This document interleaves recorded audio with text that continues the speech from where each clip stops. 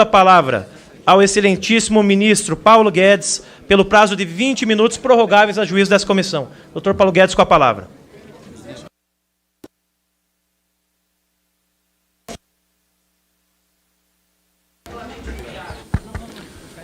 Boa tarde a todos.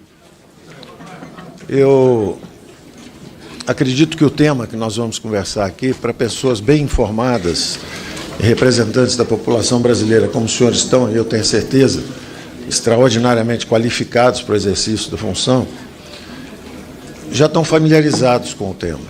O tema já atravessou 2, 3, 4 governos diferentes e é um drama um pouco cria muita paixão política, tem muito efeito social, dependendo de como sejam feitos os ajustes, mas é incontornável a dimensão. Primeiro eu gostaria de falar da dimensão fiscal do problema, que é incontornável, e nós precisamos ter muita consciência disso. Eu acho que a Câmara de Deputados tem uma função extraordinariamente importante na resolução disso. Quem vai votar isso são os senhores, né? Quer dizer, o Congresso. Eu sou meramente um equacionador, eu sou uma pessoa que se debruçou sobre 6, 7, 8, 9 sistemas alternativos e tentamos buscar o que fosse mais interessante em cada um deles, de forma a dar uma solução definitiva para o problema. Então eu queria começar com um ponto básico para a reflexão dos senhores, que é o seguinte: os gastos públicos subiram ao longo dos últimos 40 anos, de 16, 17, 18% do PIB até 45% do PIB. Fizeram o pico 2 anos atrás, atingindo 45% do PIB. E quando você vai olhar o principal componente, existem gastos que são menos nobres, como gasto com dívida,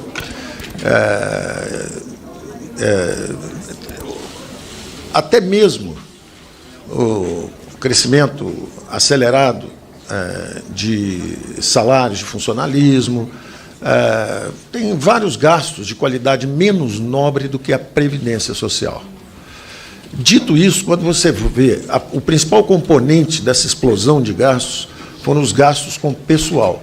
E dentro de pessoal, o elemento de déficit galopante tem sido a previdência. O problema é tão dramático que o ano passado nós gastamos 700 bilhões com a Previdência, e que é o passado, né? Que são os nossos idosos. E nós gastamos 70 milhões com a educação, que é o nosso futuro. Então nós gastamos 10 vezes mais com a Previdência do que com o futuro, que é a educação. E mais importante ainda do que isso, antes da população brasileira envelhecer, nós temos aí em torno de 9%, 10% de idosos, a Previdência, no formato atual, já está condenada. Então, essa dimensão fiscal é incontornável. Tenha quem tiver, o partido que tiver, eu não tenho nenhuma filiação partidária e nunca tive. Independente de quem esteja no governo agora, ou vai estar daqui a 5 anos, ou esteve há 10 anos atrás, esse problema está se impondo. A dimensão fiscal do problema previdenciário está se impondo. E nós conhecemos vários exemplos no mundo. Existem exemplos em que todo mundo acha que não, o sistema deu errado porque o salário mínimo está abaixo do salário mínimo e tal. Agora, existem sistemas que quebraram fragorosamente. Nós vimos o exemplo da Grécia, nós estamos vendo há pouco tempo o exemplo de Portugal. E imaginamos como é que não deve estar a Previdência hoje na Venezuela. Nós imaginamos como é que não deve estar o problema previdenciário na Venezuela hoje. Então, essa dimensão fiscal é inescapável. Tenha quem tiver, a coloração que tiver, o país que for, o sistema de repartição é um sistema que está condenado. E ele está condenado porque ele tem várias bombas a bordo. Ele é um avião partindo para alto mar sem combustível. Você tinha uma dinâmica, a primeira bomba demográfica que o sistema tem, a primeira bomba que ele tem a bordo é a bomba demográfica. Você tinha 10 jovens recolhendo 10% cada um, vamos supor que fosse isso, pagando pela aposentadoria de um idoso. À medida que a demografia, e no mundo inteiro ela se move assim, ela vai deixando de ser uma pirâmide, vai começando a virar um losango.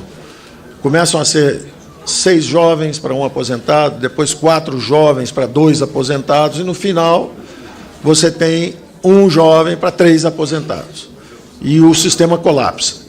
Então, é muito importante a gente entender, primeiro, que o nosso sistema já está financeiramente condenado antes da população brasileira envelhecer. Não interessa quem estiver no poder, seja o governo que for. E eu tenho exemplos mais simples, eu não preciso ir tão longe, não. Vamos pensar no Rio de Janeiro. Pensa no Rio de Janeiro. Pensa no Rio Grande do Norte. 3, 4 meses de salário atrasado, dificuldade de pagar aposentadoria. Pensa nas grandes cidades brasileiras. Pensa em Minas Gerais. Pensa em Goiás. Esse problema, quer dizer, quem não conhece, quem não reconhecer a dimensão fiscal do problema previdenciário, vai ter pouca capacidade de ajudar o Brasil a resolver. Então é muito importante, porque esse orçamento não tem bandeira, não tem cor, não tem...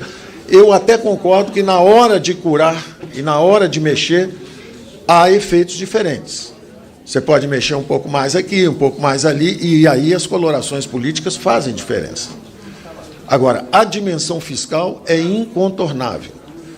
As cidades brasileiras, e eu conversava com 50, 60 prefeitos agora, uma semana atrás, e depois os representantes de outros 4 mil municípios, tanto a Frente Municipalista Nacional, quanto a Confederação Nacional de Municípios, todos pedem para que haja uma ação concertada, harmônica, que os abrigue dentro da necessidade de ajuste financeiro.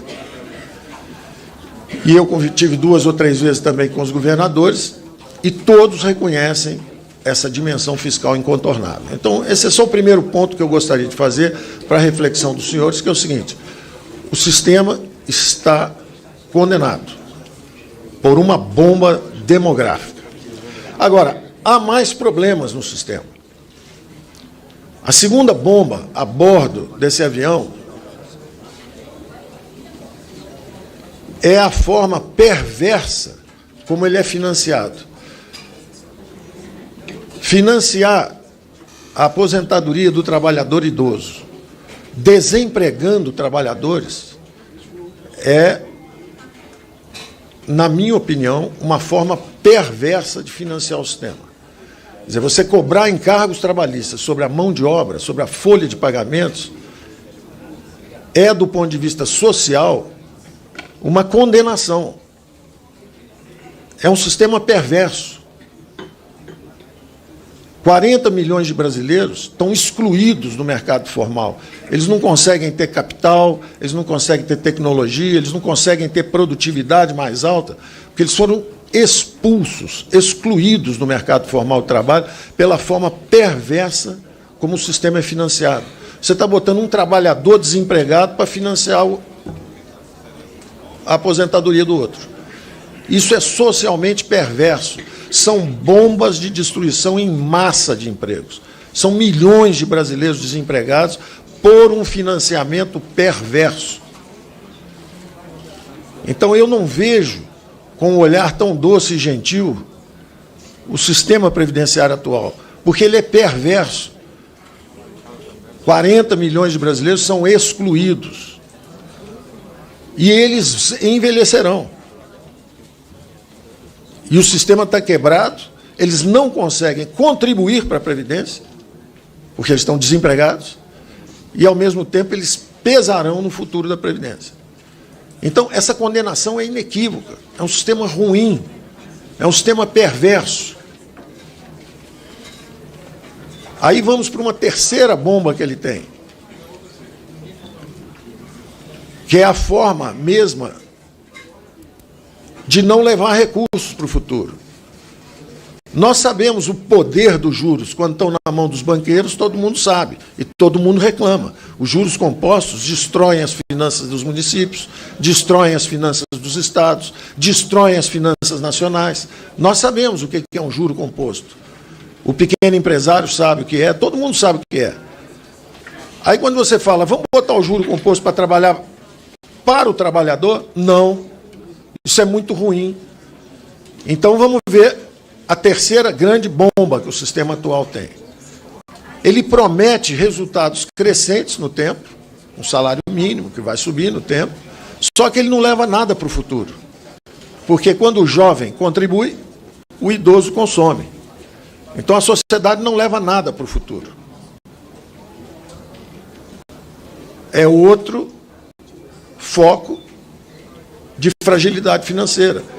Você vai prometendo cada vez mais, para cada vez mais gente, com cada vez menos jovens, financiando cada vez mais idosos, com salários cada vez mais altos, e você não levou nada para o futuro. Aí nós vamos para uma quarta bomba a bordo disso. Todos nós aprovamos um sistema de tributação que seja progressivo, que taxe mais quem ganha mais. Ora, o próprio enfraquecimento do sistema previdenciário, no mundo inteiro, as previdências foram criadas para prover, ao final da vida, salários dignos e interessantes, até compatíveis com o que for o desenvolvimento de uma carreira ao longo da vida. O que está acontecendo? Como a Previdência está quebrando, e não é só no Brasil, porque o sistema de repartição é geneticamente condenado, o que está acontecendo é que a Previdência, em vez de ser um instrumento de manutenção dessa estrutura de salários no tempo, ela está virando também um sistema de redução de desigualdades, remoção de privilégios e recebendo cada vez mais um tratamento progressivo. Como é que eu vou garantir?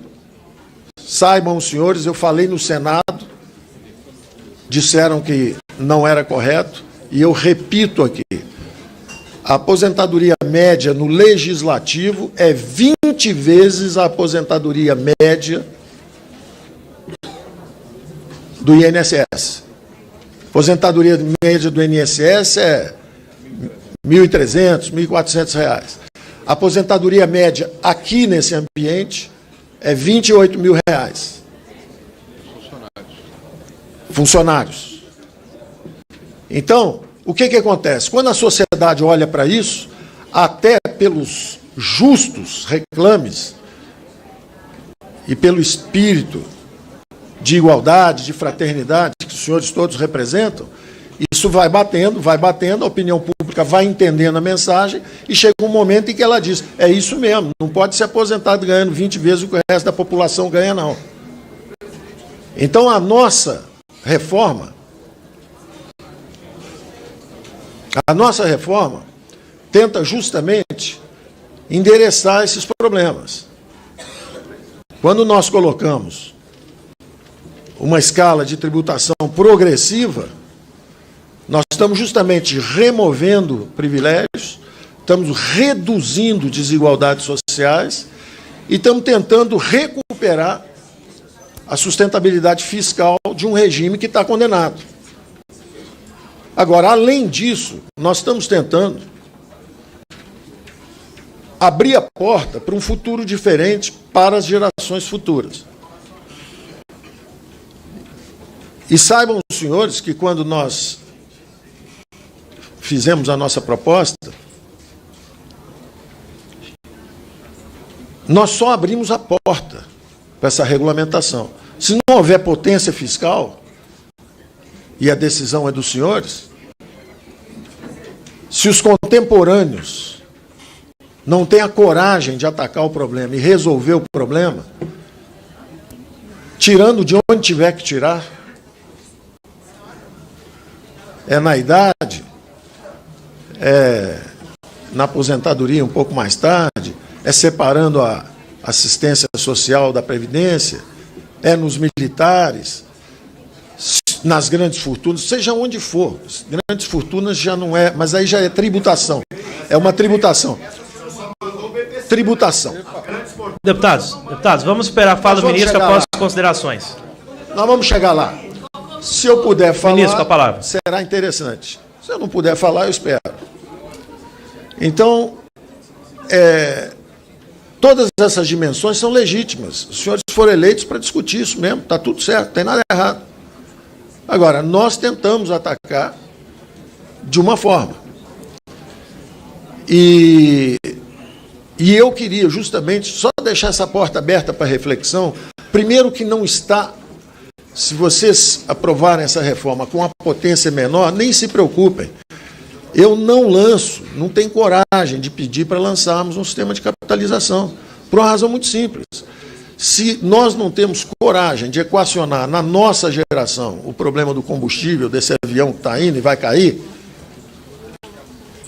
se os senhores preferem que filhos e netos e gerações futuras sofram esse mesmo problema que hoje o Rio de Janeiro tem, a Estado do Rio de Janeiro tem, a cidade tem, o Estado tem, o Brasil está entrando agora, alguns estados já não estão pagando salários. Se o senhor estiver disposto a seguir nesse ambiente de finanças públicas, podem seguir. Eu não vou lançar um sistema de capitalização. Não sou irresponsável. Ou existe uma potência fiscal que nós possamos seguir enquanto regulamentamos o novo sistema. Ele não está regulamentado, não tem. Regulamentamos. Regulamentamos. Ele não tem as desvantagens que o sistema de repartição tem.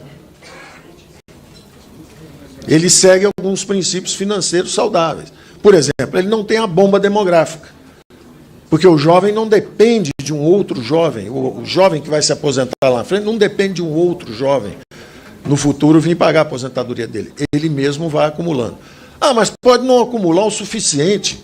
Vai ser menos que o salário mínimo. Problema nenhum. Um sistema de capitalização pode sempre botar uma camada adicional de repartição. Você pode perfeitamente, chegou no futuro, você está prometendo cada vez mais, chegou lá, o salário é hoje, o futuro é hoje, o salário é 1.000, e a capitalização só levou a 800. Problema nenhum. Você vira e fala, imposto de renda negativo. Quem ganha muito, paga mais. Quem ganha menos do que nós estabelecemos, recebe o imposto de renda negativo. E vai ter o salário mínimo, chama-se o sistema nocional. Nós estudamos o sistema norueguês, o sistema sueco, o sistema canadense, o sistema italiano, o sistema chileno, o sistema brasileiro. Olhamos várias propostas e tentamos combinar algumas coisas. A bomba demográfica não estará a bordo de um sistema de capitalização. A segunda bomba cruel, o financiamento com encargos trabalhistas, não estará a bordo de um sistema de capitalização. O terceiro problema cruel, promete para o futuro e não leva recursos, não estará a bordo de um sistema de capitalização. Se não der o suficiente, não tem problema. Você usa o nocional, você garante o salário mínimo e paga a compensação. É como se fosse uma bolsa. Tem muita gente aqui que conhece bolsas. Bolsa. Chama-se tecnicamente o imposto de renda negativo. Ele ganha menos do que nós gostaríamos. Gostaríamos de assegurar para todos os brasileiros R$1.000, é o salário mínimo. Ah, a capitalização só deu 750. 250.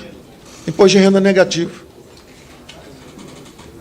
Isso é conhecido tecnicamente. E o sistema chama-se nocional. Você, pelo menos como sociedade, você está levando recurso para o futuro. E você tem muito mais potência para atender qualquer pedido no futuro que haja.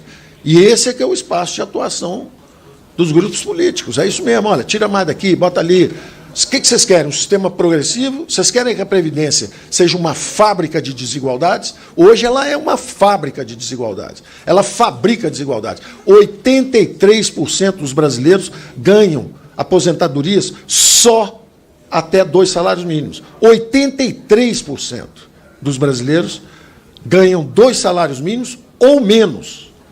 83%.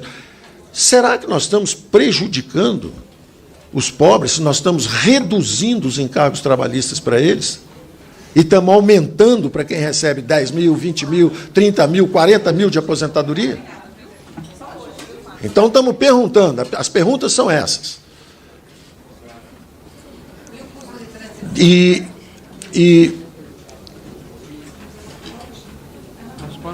E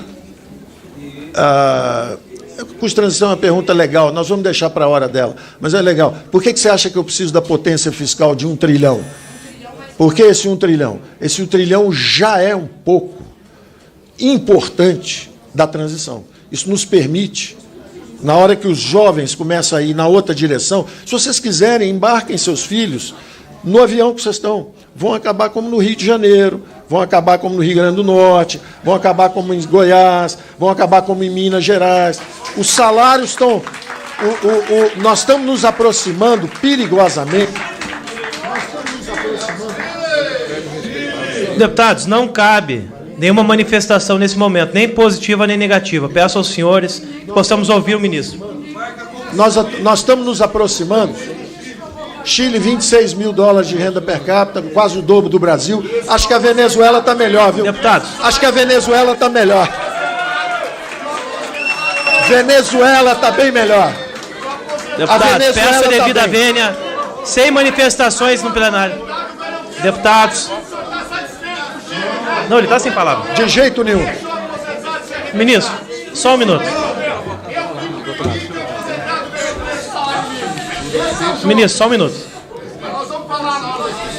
Vamos falar. Na hora que você falar, eu vou falar também, viu? Vou falar na hora que você falar. Deputados, não é dada manifestação nesse momento. Vamos falar. Deputados. Fala mais alto do que eu. Isso, Ministro. fala alto. Fala alto. Não, o senhor é o dono. O dono Deputado, é o senhor. Com a devida vênia, não tolerarei manifestações nem positivas, nem negativas no plenário. A palavra é dos senhores. Falem um pouco mais alto. Eu não estou ouvindo. Não há questão de ordem, não há parte nesse momento. Ministro, só um minuto. Deputados, peço a devida vênia, aos senhores para que não hajam manifestações nesse momento. Não estou conseguindo ouvir, porque falou todo mundo ao mesmo tempo, eu não consegui ouvir. Eu tentei atendê-la. Ministro, peço respeito por ambas as partes.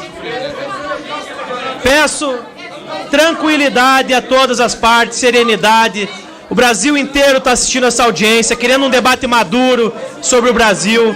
Então eu peço aos deputados que não se manifestem e ao ministro Paulo Guedes que possa retomar a palavra e que evite a questão de atrito com os parlamentares nesse momento, ministro. Peço isso a Vossa Excelência.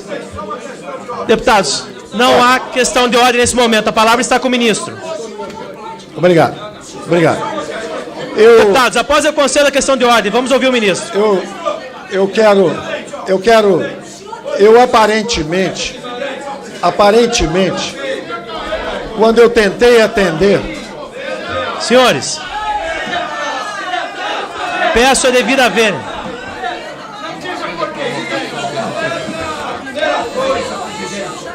Eu cometi um erro. Não cabe a parte, questão de ordem nesse momento, a palavra está com o ministro. Eu cometi um erro sério. Já pedi ao ministro também tranquilidade. Um erro sério aqui. Mas a palavra está com o ministro. Eu cometi um erro sério. Eu tentei responder a uma colocação da deputada Gleisi, quando ela falou, e o custo de transição? Me aconselharam, não reage, não, mas eu quis ser atencioso. Já acontece, isso acontece comigo. Eu tentei responder a ela. Aí o outro perguntou outra coisa. Aí eu tentei. Aí começou todo mundo a perguntar. Aí eu perguntei. Eu sou muito respeitoso. Eu sou muito respeitoso. Os senhores têm muita familiaridade com esse ambiente. Eu não. Vocês poderiam ter um pouco de atenção comigo e considerar que eu possa cometer erros e ter um pouco de atenção comigo? Deputados, eu vou exigir respeito nessa comissão. Isso aqui não é briga de rua. Deputados, Stefanes e Talíria, por favor, mantenham o decoro, mantenham a tranquilidade. Deputado Stefanes, por favor. Deputado Ivan, vamos manter a tranquilidade. Deputados, mantenha a tranquilidade, a palavra está com o ministro. Eu cometi o erro de interagir. Eu só devia ter falado. Eu cometi um erro de interagir. Eu só devia ter falado. Porque assim que eu interagi, vocês transformaram numa outra coisa. Então, eu não vou interagir, eu vou terminar o que eu estava falando. Então, senhores, eu chamei a atenção primeiro para a dimensão fiscal do problema, inescapável. Está destruindo as finanças dos estados, dos municípios e do país. Em segundo lugar, eu chamei a atenção para os defeitos intrínsecos de um sistema de capitalização. Não há escape. Vocês vão chegar em casa, vão olhar para os filhos, vão pensar se vocês querem que os filhos sigam no mesmo sistema. Esse sistema não tem escape. Um sistema de capitalização você pode sempre recuar criando uma camada adicional de repartição, mas o reverso não é verdade. Você, quando tem um sistema de repartição, você quebra, e aí, ao contrário, em vez de você poder tributar e complementar a camada, ao contrário, você tem um enorme custo de transição, e o custo de transição sobe no tempo. Hoje, 10 anos atrás, era 200 bilhões, hoje é 1 trilhão, daqui a 5 anos, pode ser 5 trilhões, pode ser inviável, como é a história de alguns países que eu mencionei. Eu cometi o erro de mencionar a Venezuela, vocês cometeram o acerto de mencionar o Chile. Eu acho que entre os dois a aposentadoria deve ser um pouco maior num lugar do que no outro, mas tudo bem. Então, eu queria terminar dizendo o seguinte, eu estou terminando meu tempo, dizendo o seguinte, o sistema de capitalização é um sistema que não tem bomba demográfica, não tem a bomba de não levar recursos para o futuro, não tem essa fabricação de desigualdades, porque as pessoas vão acumulando, e você pode sempre compensar no futuro com um sistema nocional onde você tem o direito de complementar. Apenas a sociedade levou recursos para o futuro. Agora, o que acontece nesse intervalo de 20, 30 anos, que foi o que aconteceu num país que eu mencionei aqui, que todo mundo acha que a aposentadoria pode ser baixa, mas as pessoas se esquecem do seguinte, era um país frágil, financeiramente quebrado, e virou a maior renda per capita da América Latina. Então, você tem sempre a possibilidade de aumentar dramaticamente as aposentadorias. Os impostos são 20% do PIB lá embaixo. Então, se você pegar 1 ou 2 ou 3% do PIB, acabou. O Brasil já tem impostos de 34% do PIB e não consegue dar uma aposentadoria digna. E a gente fica criticando outros sistemas onde a renda per capita é muito maior e onde eles só tributam 20% do PIB. Aumenta para 22%, aumenta para 23%, bota os impostos em 25% do PIB, acabou. Você faz o que você quiser lá, do ponto de vista de aposentadoria. Então, do ponto de vista técnico, um sistema de capitalização, primeiro, bota o país para crescer muito mais rapidamente. Não é coincidência que com 8, 9, 10 governos socialistas seguidos, o Chile cresceu 6,5% meritoriamente e fez um belíssimo leque de políticas sociais.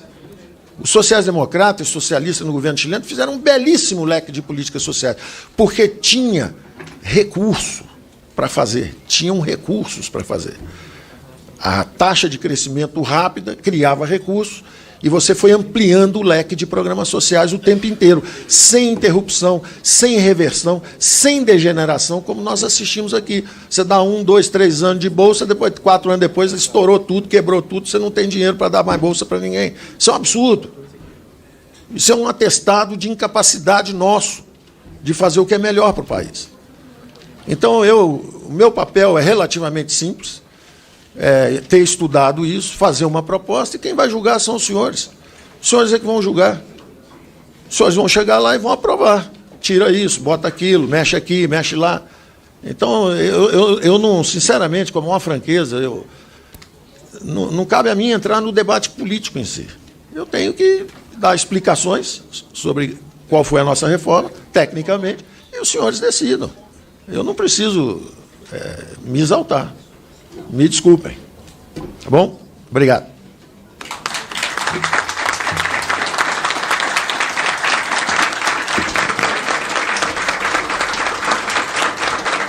Vou conceder a palavra aos autores do requerimento, conforme acordo produzido aqui nessa comissão, para que debatam a matéria pelo prazo de 5 minutos.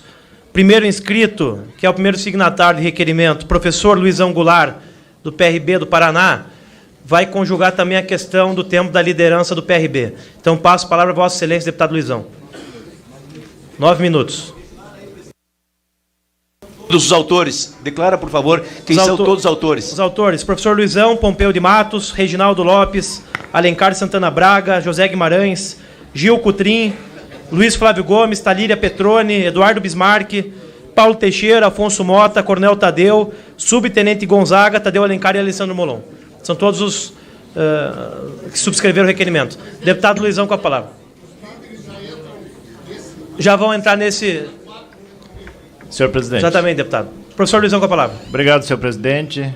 Senhor ministro, Paulo Guedes, demais componentes da mesa. Eu fui autor do requerimento porque entendi que era importante, no início da tramitação desta PEC, aqui na casa, nós já fazermos aqui uma conversa para esclarecimentos, para que nós possamos ter mais informações, mais dados.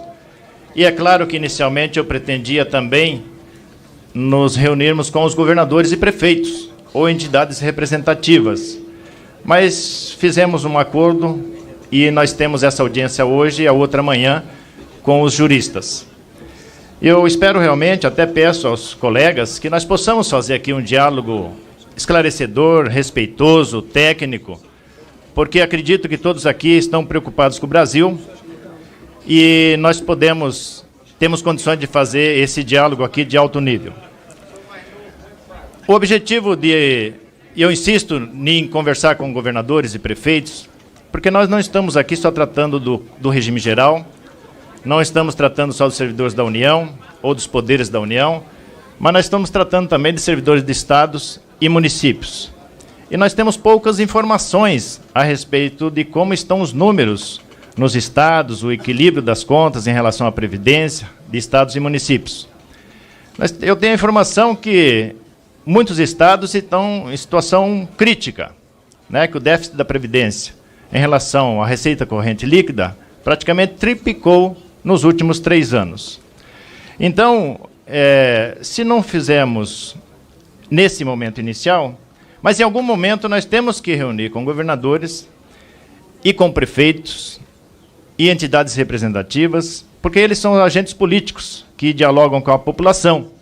E nós estamos legislando, nós estamos estabelecendo critérios, limites para os estados e os municípios, para os servidores públicos desses estados, desses municípios. Estamos sendo aqui deputados estaduais e vereadores. Nesse período inicial de tramitação, o nosso foco é observar a Constituição, a admissibilidade, a constitucionalidade do projeto. E considero a reforma necessária. Eu considero realmente a reforma necessária. O PRB tem se aprofundado no tema, está preocupado, né, com a situação que em muitos locais já se encontra bastante crítica.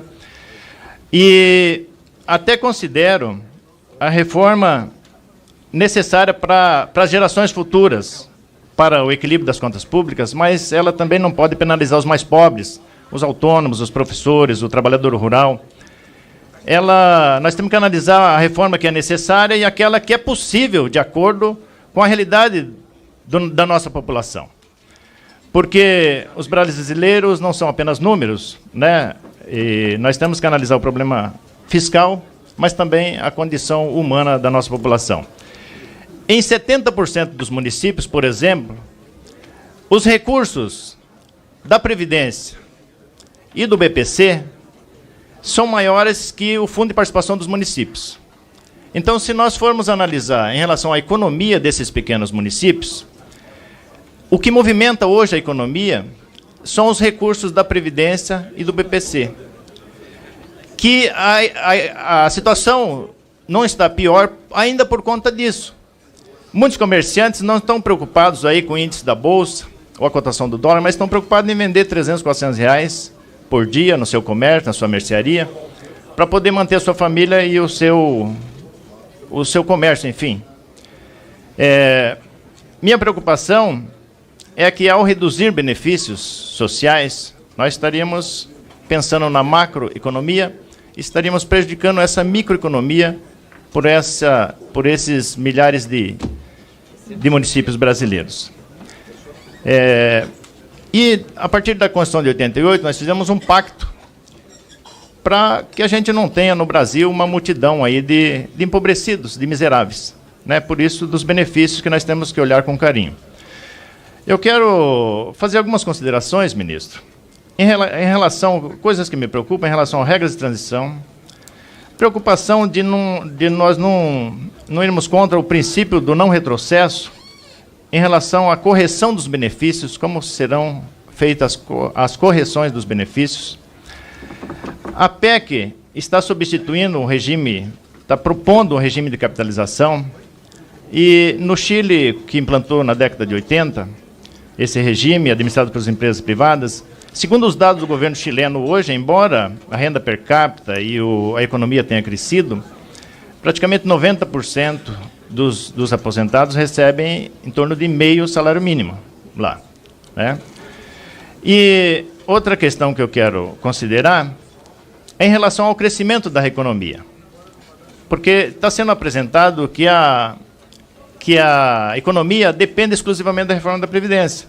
Nós sabemos que ela é necessária, mas ela não é suficiente. Nós temos outras questões que temos que trabalhar, como, por exemplo, a dívida pública, que parece um tabu, né? O Equador e a Grécia fizeram uma revisão da dívida pública, né? O Equador triplicou os investimentos sociais, depois que fez uma auditoria na dívida pública, reduziu o desemprego. A reforma também, ela combate privilégios, e esse foi um dos principais argumentos. Mas, com a vinda do projeto dos militares, que nenhuma outra categoria teve a oportunidade de discutir os critérios e a PEC, os militares fizeram o seu projeto de lei, né, incluindo aí a atualização na sua previdência, mas também eles ampliam, com a estruturação de carreira, ampliam muitos benefícios. Então, se a proposta pretendia combater os privilégios, eu acredito que ela combate os privilégios, que ela reduz a desigualdade, mas ela não pode ser também incoerente nesse caso aqui.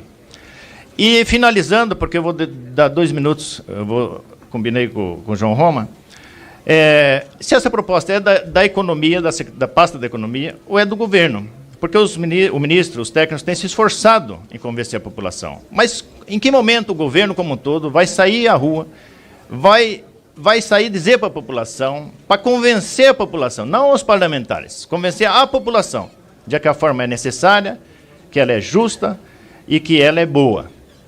Porque nós aqui estamos sintonizados com a nossa população. Muito obrigado e eu passo ao João Roma o restante do tempo.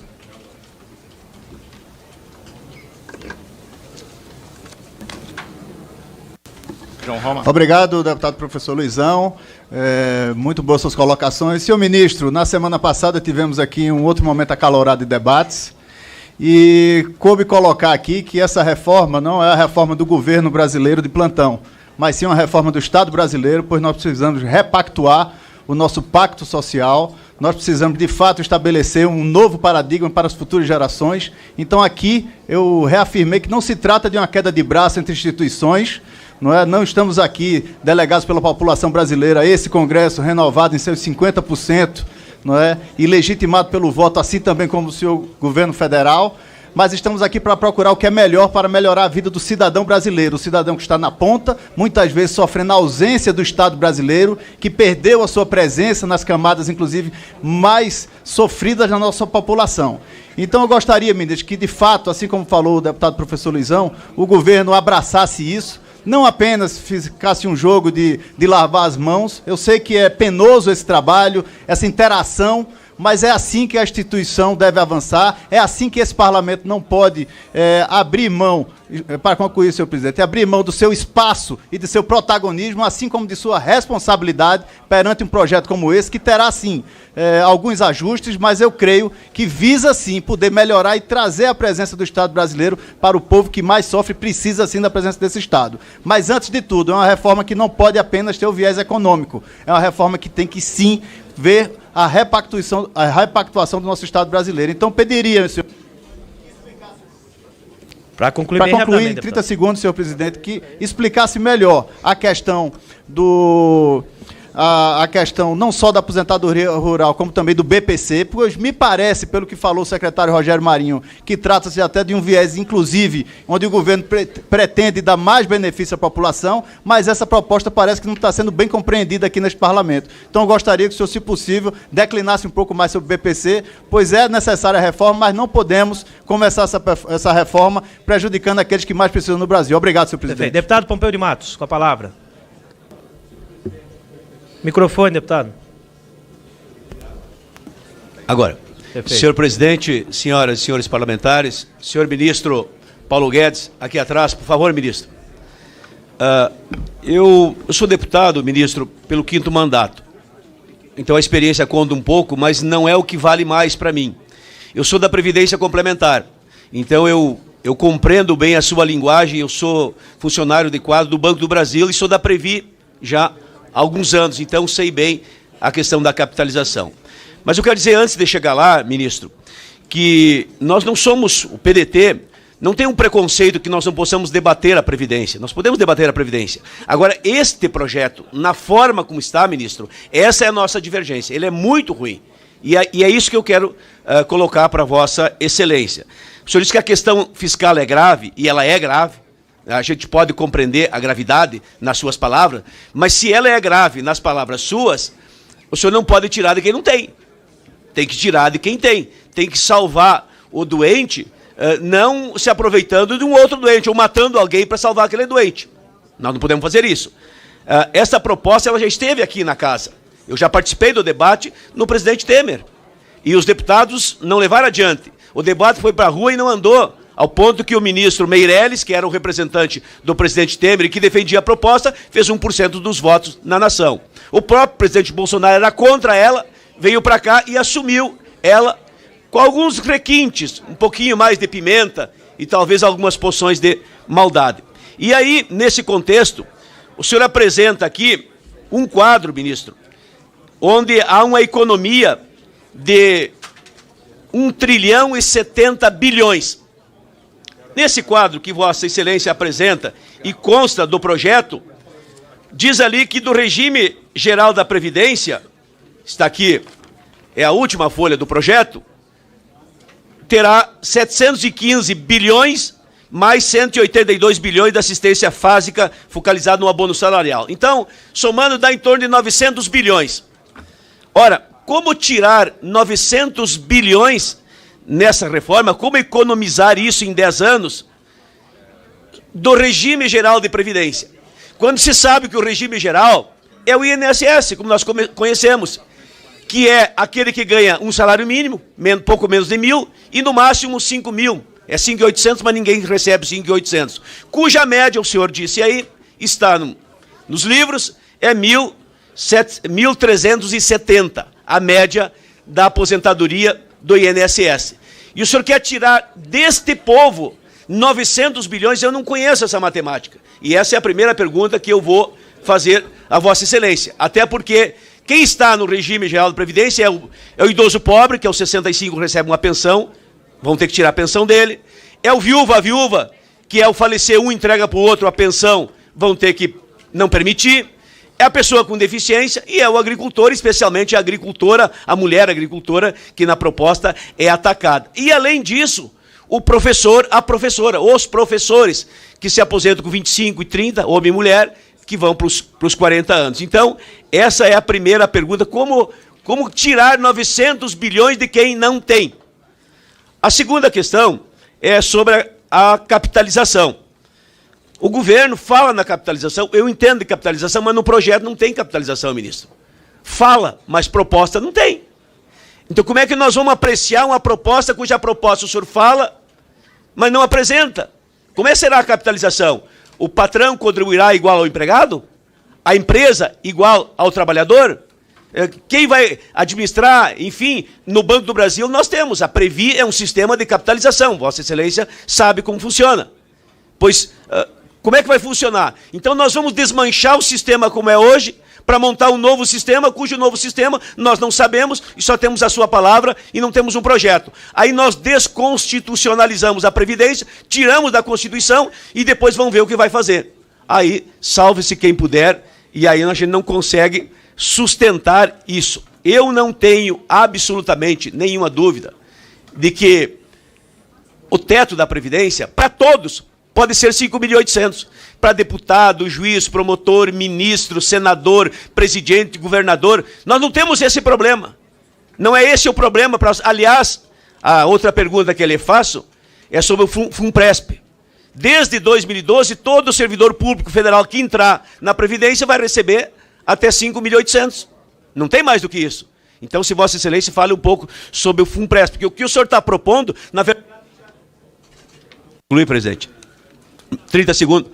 10 segundos para concluir. O que Vossa Excelência está propondo do teto de 5.800.000 já existe, já é lei, está no FUNPRESP. Então são essas questões, nós somos contra essa proposta, na forma como ela está, porque ela quer tirar 900 bilhões do professor, da professora, do idoso pobre, do agricultor, do viúvo, da viúva, da pessoa com deficiência. Esses são os fracos, e aí nós viramos forte na defesa deles. Eu sou pequeno no tamanho, mas eu vou crescer e ficar grande na defesa dessas pessoas que precisam da nossa voz e precisam da nossa defesa. Deputado Reginaldo Lopes, com a palavra.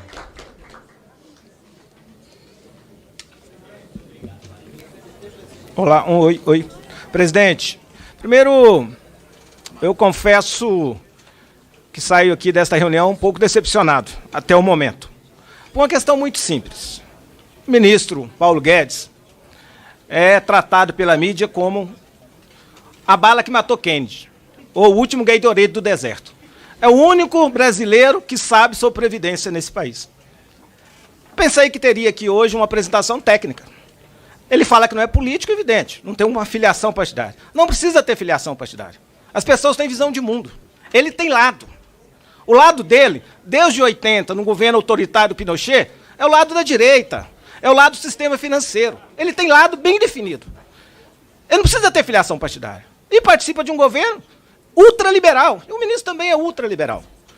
O problema é que essa opção ultraliberal, ministro Paulo Guedes, não deu certo em lugar nenhum do mundo para retirar economias estagnadas do buraco. O maior representante ultraliberal que ganhou as últimas eleições, o senhor Macron, na França, vive há 18 semanas de manifestações. Já fez uma revisão, está falando até do novo capitalismo. Inclusive influenciado por um escritor, deve ser o Paul Collier, que é um francês, que acho que Vossa Excelência também já leu, porque várias falas do senhor em entrevistas tem muito do livro O Futuro do Capitalismo, do Paul Collier. O que eu quero aqui dizer que é um absurdo tirar 1 trilhão de uma economia em 10 anos. O que o Brasil precisa é colocar 1 trilhão na economia, não nos próximos 10 anos, nos próximos 4 anos. Mas é um absurdo maior, ministro. Se eu tirar desse 1 trilhão e 100 bilhões, 900 bilhões dos mais pobres, do regime geral da Previdência. Usa um discurso contra privilégios, mas mete a mão no bolso dos mais pobres. Por que o senhor não colocou aqui uma planilha? A turma do PowerPoint gosta dessa apresentação assim. Coloca! Quanto que vão perder os trabalhadores rurais de 55 para 60 anos? Alguns bilhões. Coloca aí de 65 para 70 anos, alguns bilhões. Coloca os educadores, as mulheres, 50 para 60, as viúvas. O senhor é mais perverso que o Fernando Henrique Cardoso, ministro. O senhor passa um fator previdenciário de 25% para 40%. Alguém aqui já leu a forma de cálculo de 80% da média aritmética que o ministro propõe para o regime geral da Previdência? É mais ou menos assim. Se o salário do trabalhador foi R$3.000, isso é comprovado. Uma média de 80%, ele vai ganhar 60%. Aí ele faz, na idade de 65 anos e no tempo de contribuição de 20, o direito de ter 60. Porque para ter 100, ele tem que fazer 110 pontos. Então, 3.000, 60, 1.800. 60 de 1.800, talvez um trabalhador. Esse é o privilegiado do Brasil, ministro, que ganha R$3.000 e o senhor quer entregar para ele R$950. E se aplicar mais o reduto, se ele morrer, coitado, se ele falecer, vai entregar para a viúva dele R$450, 50%. Então seja verdadeiro, ministro. Não falta que a verdade nessa comissão. O senhor mentiu quando deu os dados da Seguridade Social. E vou dizer aqui, e vou explicar. O senhor falou que era 700 bilhões que gastou a Previdência. Quem gastou 700 bilhões foi a Seguridade Social. A Seguridade Social tem o Bolsa Família. Pessoal, a palavra está com o deputado. Peço apenas questão de respeito ao nosso convidado. Da mesma maneira que exigirei respeito do ministro para com os senhores. Não existe, nesse momento, a parte e nem questão de ordem. A fala está assegurada ao deputado Reginaldo Lopes. Vou explicar Deputado Reginaldo por Lopes, que ele faltou com a verdade dos 700 bilhões de reais. 700 bilhões de reais é da Seguridade Social. Lá está todas as despesas, todas. Bolsa Família, assistência, o Sistema Único de Saúde e os aposentados.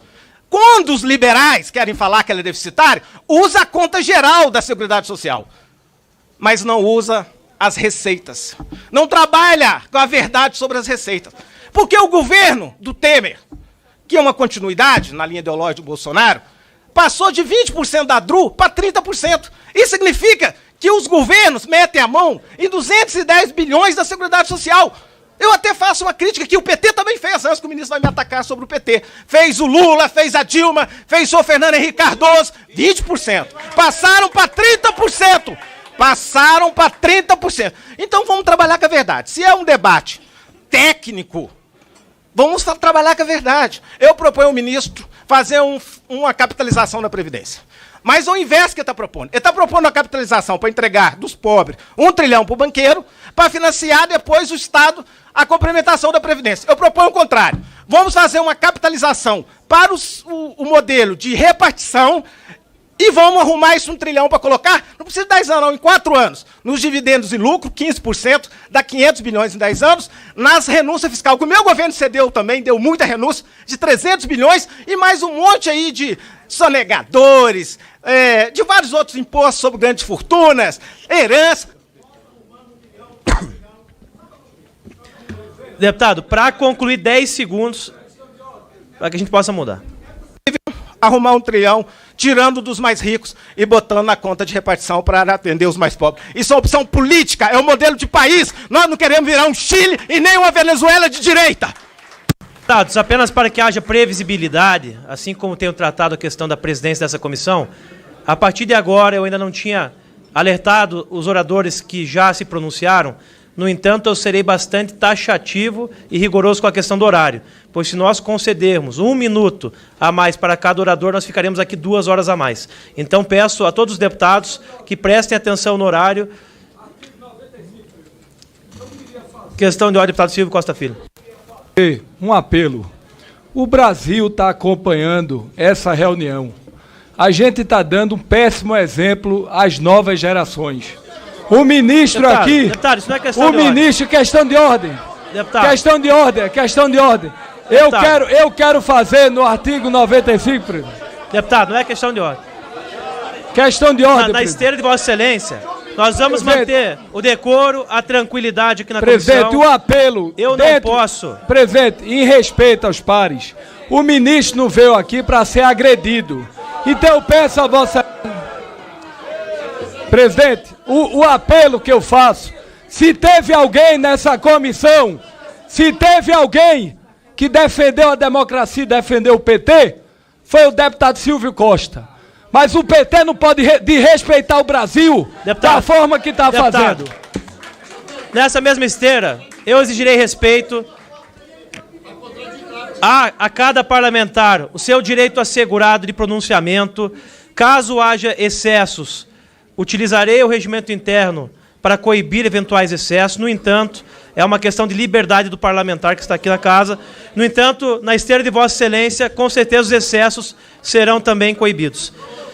Deputado Alencar Santana Braga, com a palavra. Ministro, 65 anos, como disse o então deputado Bolsonaro, é crime. 65 anos, com 40 anos para receber aposentadoria integral, mais o sistema de capitalização, é crime qualificado. E é isso que vocês estão fazendo com essa proposta e punindo justamente, como já foi dito por alguns aqui, justamente a camada mais pobre. É uma proposta que destrói o sistema público de previdência. É uma proposta que acaba com aquilo que está garantido na nossa Constituição. Em mais de um artigo, no artigo 3º, no artigo 6º, no artigo 194, no artigo 201, acaba com o sistema público da Previdência Social. Se aposentar os mais pobres vai ser uma mera possibilidade. Uma mera possibilidade. Nós vamos sair, ministro, o senhor teve a coragem aqui de dizer que 83% são números, de fato, recebem em torno de um salário mínimo. O senhor disse que o sistema de repartição está falido. Está falido. E querem propor um sistema de capitalização, e o sistema de repartição é o trabalhador, é o empregador, é o governo que contribui. O sistema de capitalização vai ser um só, o trabalhador. Se um sistema que tem 3 contribuindo está falido, como ficará a capitalização onde só o trabalhador vai contribuir? É isso que nós queremos? Diz aqui que nós vamos ter esses 83% que recebem em torno de um salário mínimo, vão receber menos que um salário mínimo. Menos. É por isso que retira claramente que não vai estar vinculado ao salário mínimo. E diz aqui que nós vamos combater privilégio. Será que a capitalização é tão boa, é a solução de fato para esses problemas? Ministro, se ela é tão boa, por que os militares não vão para a capitalização? Por que os militares não vão para a capitalização? Se é tão bom esse sistema? Se é uma reforma para todos?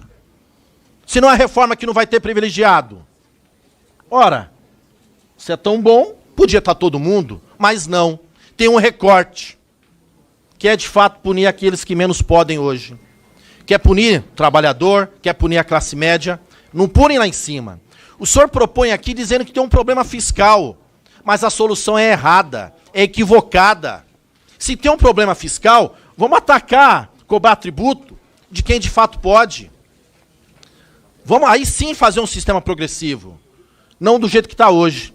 Então, ministro, eu diria que esse governo é um governo da crueldade e um governo que vive com base na mentira. Aliás, só tem uma coisa que não é mentirosa nesse governo. Nesses 3 meses que passou de governo, e o presidente falou lá nos Estados Unidos, a maior verdade, a única verdade, diria, nós vamos desconstruir, para depois pensar em construir. E hoje, com essa proposta, vocês estão desconstruindo a Previdência Pública, para depois pensar em construir com uma proposta que, sabe qual é? Alguém sabe? Como será?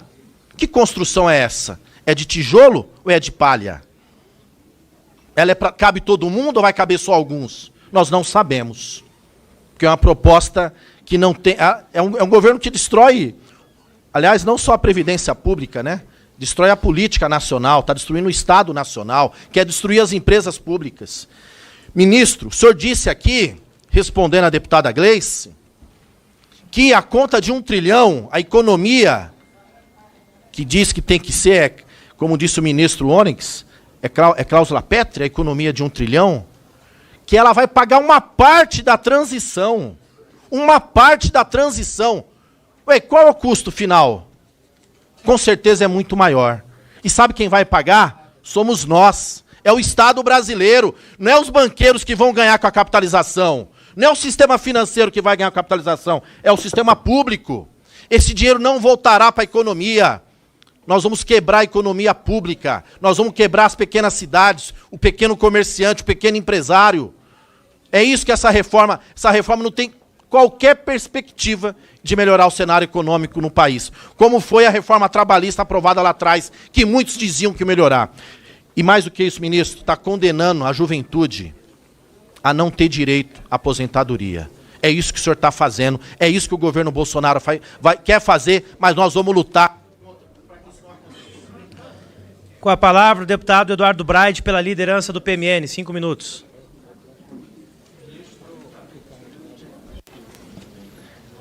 Ministro, eu vi com muita atenção as suas palavras, as suas explicações, E não há dúvidas nenhuma de que o equilíbrio fiscal deve ser perseguido, tanto pelo governo federal, como pelos estados, assim como pelos municípios também.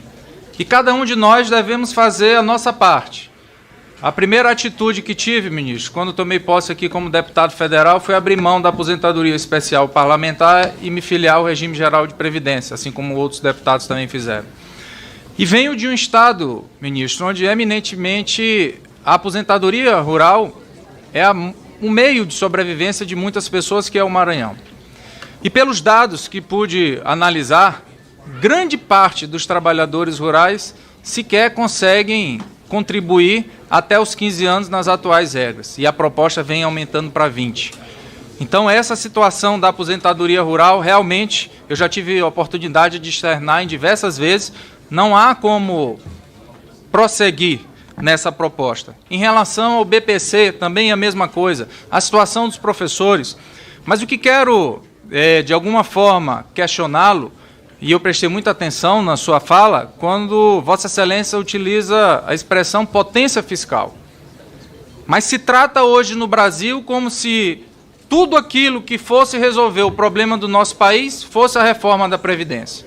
E levando em consideração essa potência fiscal, que é exatamente para buscar o equilíbrio fiscal que o nosso país precisa, os estados, os municípios, a pergunta que faço a Vossa Excelência é a seguinte: por que não começarmos com a discussão da reforma tributária em relação aos bens e serviços, o consumo, e revendo a política de incentivos fiscais no sentido de aumentarmos o PIB do nosso país? E aí, quem sabe, temos uma renda per capita, assim como o Chile conseguiu alcançar.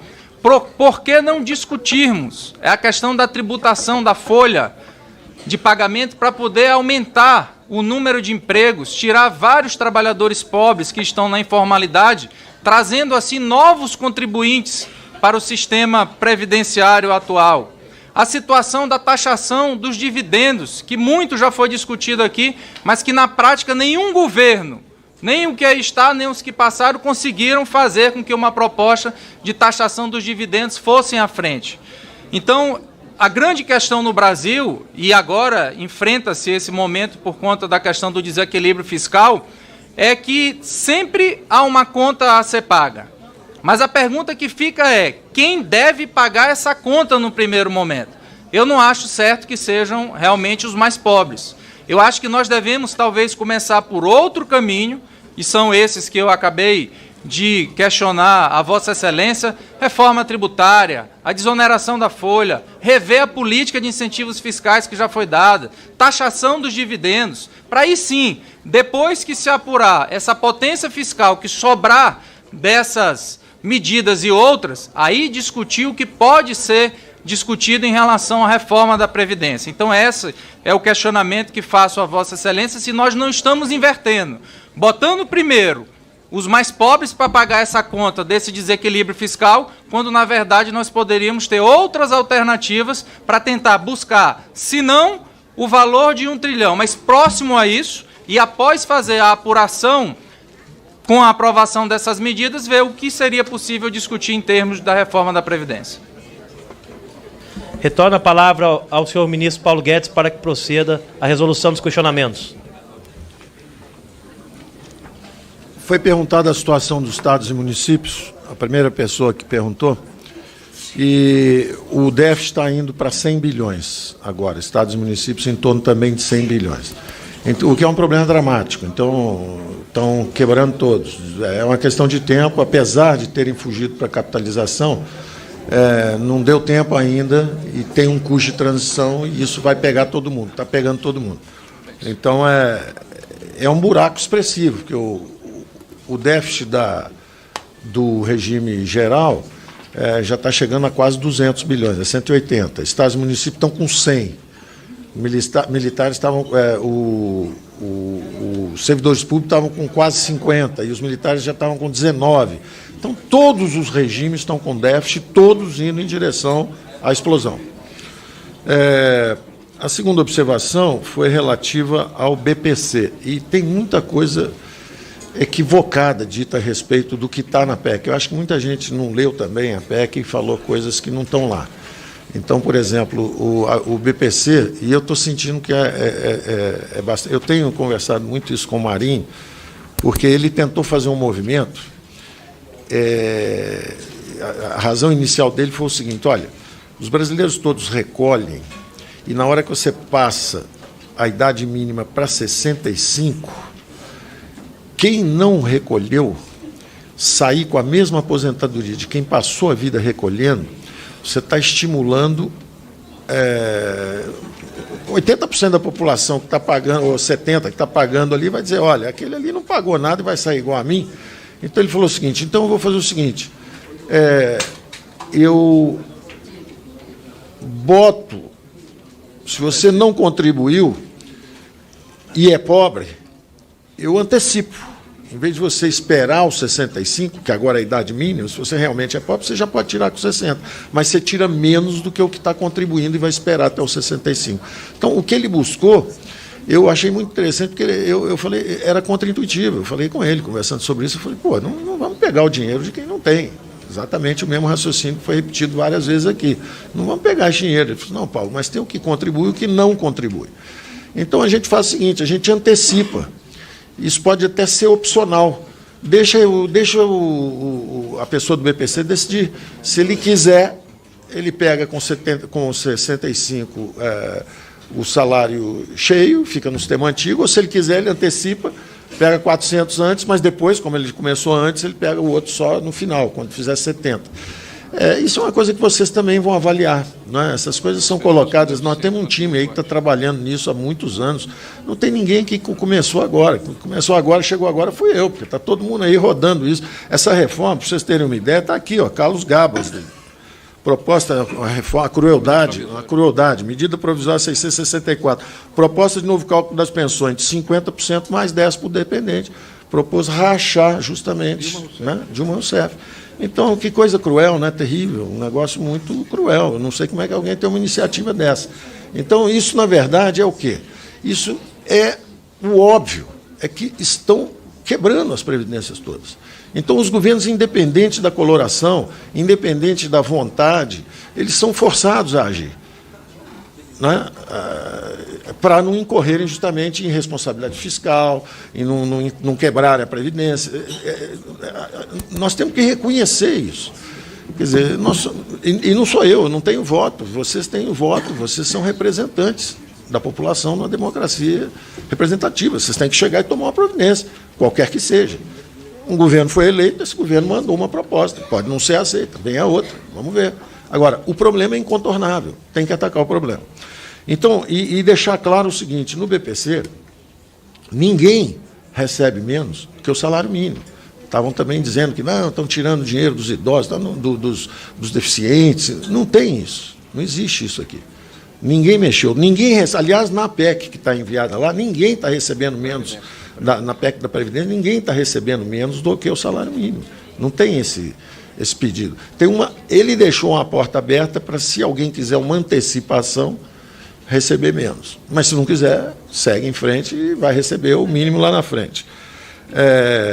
Claro que não é desejável, não é desejável.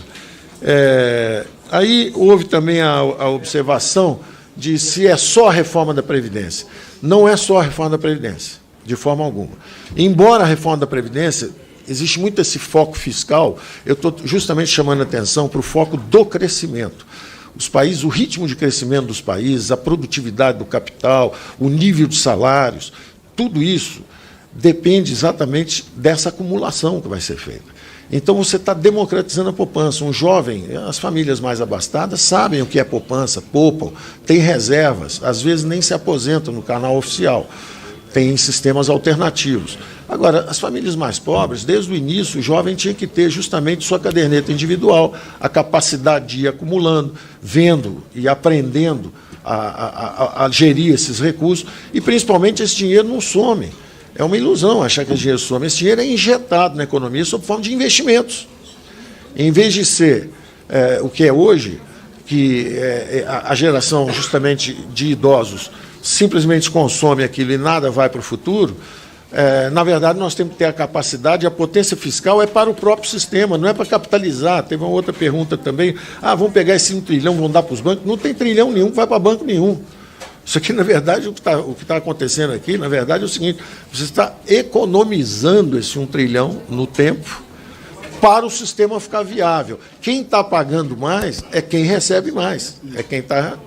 Esses estão recebendo, esses estão pagando, estão contribuindo, estão tendo a trajetória futura atenuada em relação aos que têm menos. Os 83% de brasileiros que ganham até 2 salários mínimos, esses estão contribuindo menos. Não estão tirando dinheiro deles, eles estão contribuindo menos. Ele pegou a alíquota de 8%, ele, na verdade, é o time. Nós simulamos várias alíquotas, e também contra-intuitivo, são 70 milhões de contribuintes, na verdade são 50 milhões, 20 milhões de autônomos, mas você pega lá 85% desses que contribuem, na verdade você está reduzindo de 8% para 7,5% a contribuição deles. Eles estão contribuindo menos, E os outros, esses sim, os que têm uma aposentadoria generosa, e eu estou chamando a atenção claramente disso. O que era um sistema previdenciário que mantinha essas diferenças, essas desigualdades, que se tornaram privilégios face a quão baixo é o dos demais, na verdade está assumindo um caráter regressivo. Está virando, quer dizer, a mesma justiça social que é feita no imposto de renda invadiu a Previdência brasileira, porque não é possível mais manter essa diferença tão grande. Então, é isso que isso está fazendo. Não tem esse ataque aos de baixo, tirar 1 trilhão de baixo, não tem nada disso. É uma visão totalmente equivocada do que está acontecendo. Está acontecendo que você pegou 80% que são os de baixo, dizendo assim, vocês contribuem menos um pouquinho. Agora, todos nós ficamos um pouco mais de tempo. E aí vem a segunda informação importante a respeito disso. Os mais pobres são justamente os que se aposentam hoje, mais tarde. As mulheres mais pobres estão se aposentando hoje com 61,5 no regime geral. Então, você passou para 62, você não atingiu. Você atingiu justamente a moça de classe média alta, de repente, que fez um concurso público novo, nunca ficou desempregada, contribuiu a vida inteira e se aposenta aos 55, aos 56. Essa vai ter que trabalhar mais 10 anos, mais 7 anos. E vai contribuir mais, com uma escala progressiva de recolhimento. Então, a minha leitura é completamente diferente do que eu ouvi. A minha leitura é completamente diferente. E nós temos o cálculo, inclusive, não só... E é importante pensar nisso. Nós temos o cálculo... São 71 milhões de pessoas no regime geral. Então, você fala assim, estão tirando 700 milhões desse sistema, estão tirando 700 milhões dessas pessoas. Mas como são 71 milhões que estão ali... A contribuição de cada uma, em 10 anos, é R$9 mil. Quer dizer, eles, na verdade, estão trabalhando um pouco mais de tempo. Ele está dando mais tempo, ninguém tirou dinheiro nenhum dele. Ele está até contribuindo menos. Ele está pagando menos. Em vez de pagar 8, ele paga 7,5. Só como ele vai ficar mais tempo, no final de 10 anos, você pediu para cada um desses pobres brasileiros R$9 mil, em tempo de permanência que ele teve. Agora, na hora que você pega o servidor público, esse contribuiu com R$140 mil. Então, ele contribuiu com 14 vezes o que o pobrezinho contribuiu.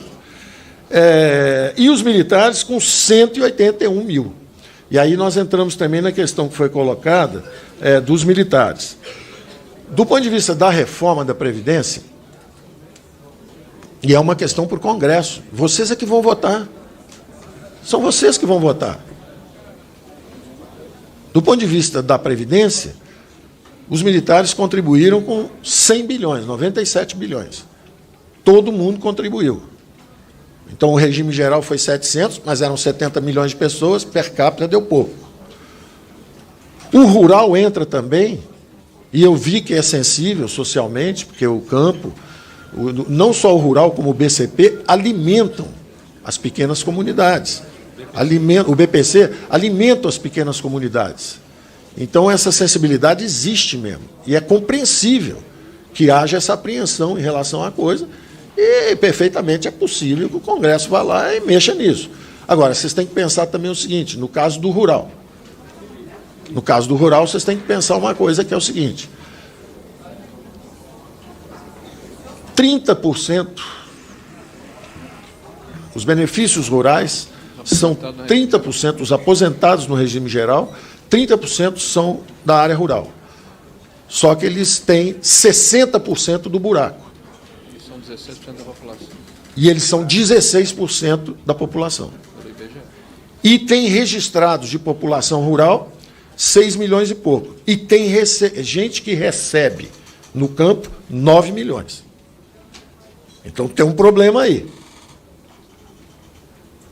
E é por isso que nós fomos atrás.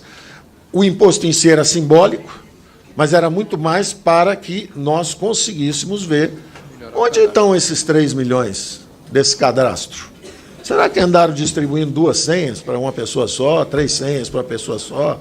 Como é que pode ter 6 milhões de pessoas no campo e 9 milhões de pessoas recebendo?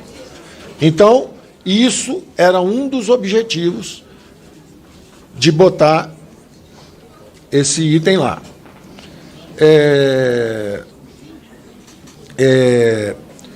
Uma outra observação que foi feita,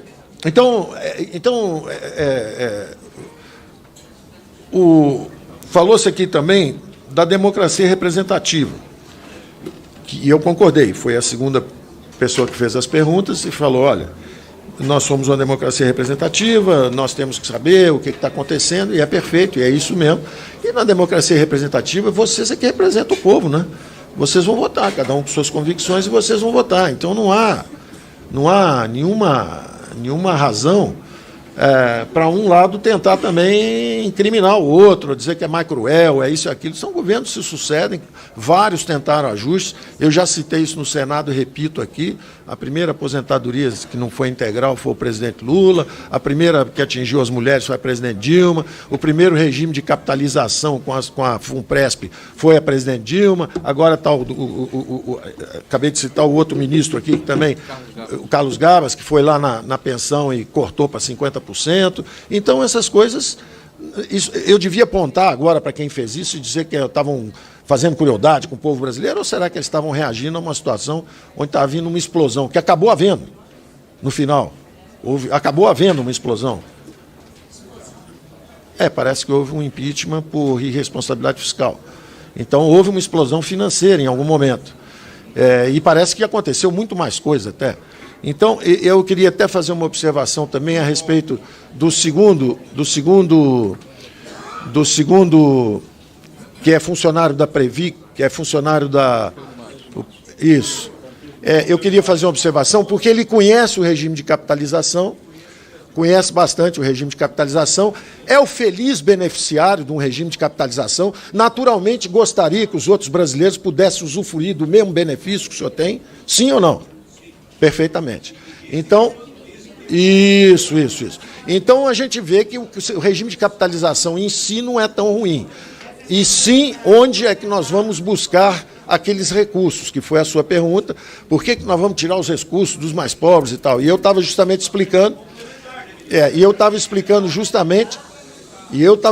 justamente que só precisa de complementar quem não está satisfeito com o oficial. E se a complementar voa direitinho, né? Quem sabe o oficial voaria também, se tivesse uma pessoa da sua qualidade gerindo esses ativos e fazendo bons recursos, bons usos disso para as futuras gerações, como foi experimentado lá na gestão dos seus fundos. Vocês viram que é possível fazer isso, né?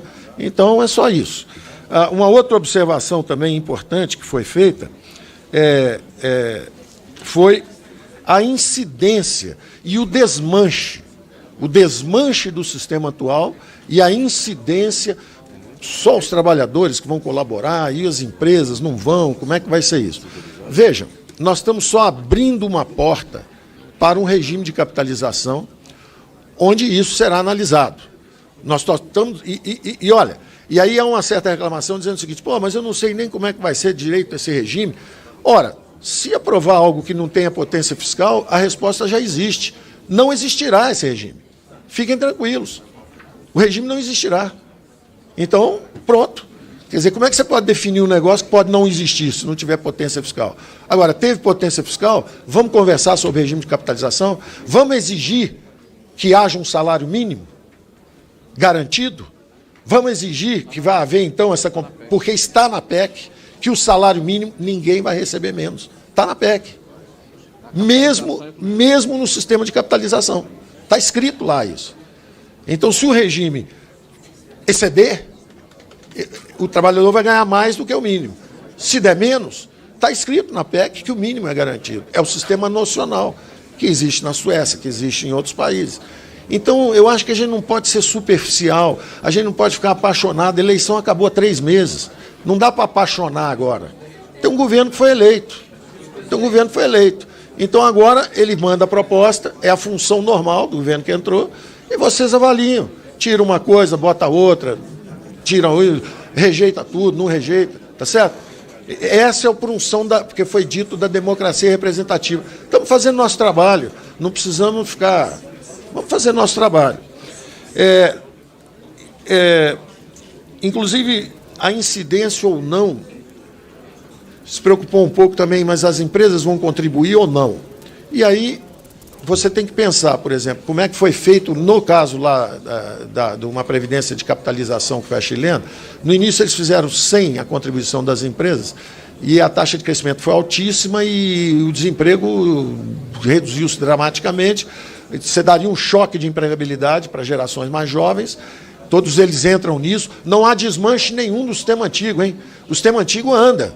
Não há assim, acabou o sistema antigo e entrou o novo, não. É opcional. O jovem vai escolher. Eu quero entrar no antigo ou eu quero entrar no novo. Nós vamos. É opcional. É opcional. Deputado, sem manifestação. Bom, vamos abrir a palavra novamente aos inscritos. Essa é a discussão do regime de capitalização. O jovem. Deputados, tenham tranquilidade. O jovem vai escolher. O jovem vai escolher se ele quer ir para um ou para outro. Bom, nós vamos. Isso é um outro assunto. Eu não vou cair na provocação de antes. Eu vou seguir o rito. Então, a segunda observação que foi feita era a dos subsídios. A economia brasileira tem muitos subsídios. Precisamos fazer algo a respeito das economias brasileiras. Aliás, quem mais fez desoneração, todos sabem quem foi.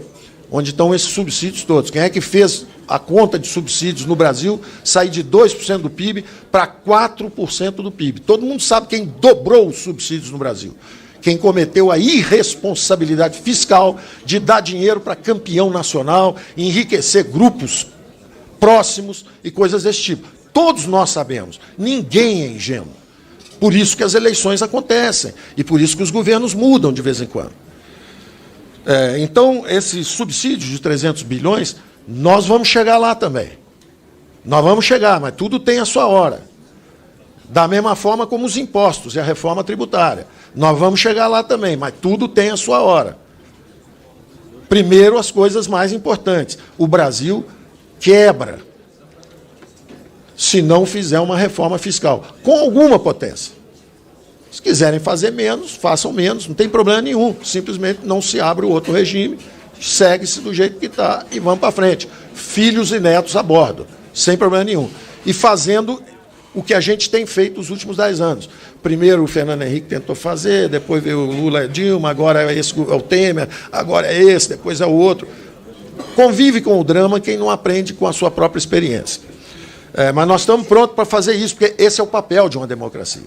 E ela pode fazer o que ela decide que tem que ser feito. Então, os subsídios nós vamos atacar, a reforma tributária, que foi mencionada, nós vamos atacar, as renúncias fiscais, nós vamos atacar,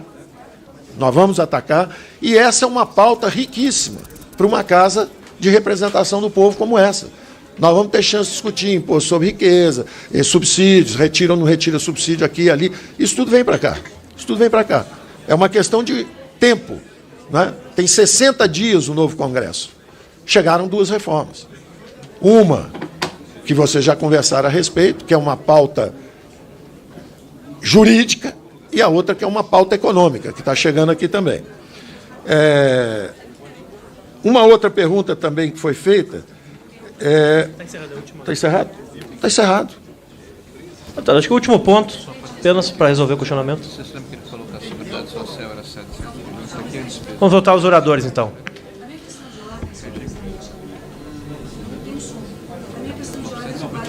Deputada, microfone. Com base no artigo 256, parágrafo 3º. Já não é o primeiro momento em que nós escutamos o senhor ministro tratar de temas para os quais ele não foi convidado a tratar. Me importa muito saber a opinião dele sobre o golpe que aconteceu no Brasil, me importa saber a opinião dele sobre um conjunto de questões, as questões ideológicas que ele traz são importantes, mas não é o momento.